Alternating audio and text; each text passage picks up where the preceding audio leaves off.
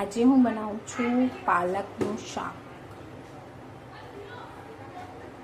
એમાં થોડી રહી નાખવાની, જીરું નાખવાનું છે, હિંગ નાખવાની છે,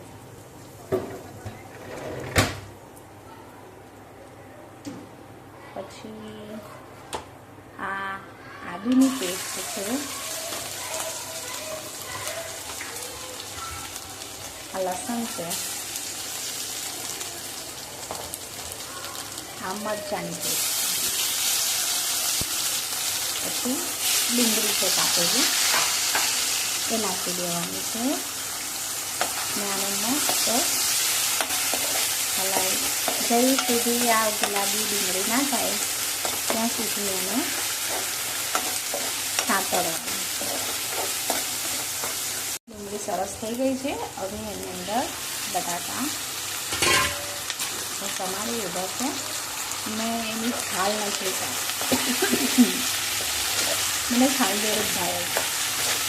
હવે એને થોડું મીઠું નાખીને ચડવા દેવાનું છે. એની અંદર થોડું આપણે મીઠું નાખીશું.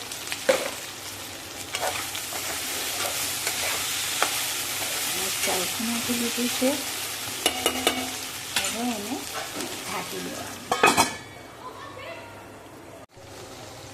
આ બટાકા ચડી ગયા છે સરસ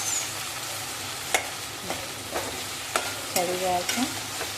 તો હવે આપણે આની અંદર આ જે ધોયેલી છે પાલક એ નાખી દઈએ. બધી પાલક નાખી દીધી છે. હવે આની અંદર હળદર નાખીશું, ગરમ મસાલો નાખીશું, મરચું નાખીશું,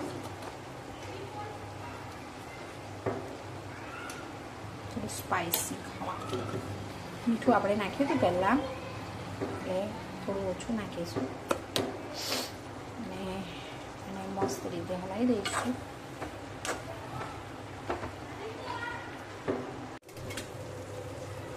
આ સબ્જી બની ગઈ છે.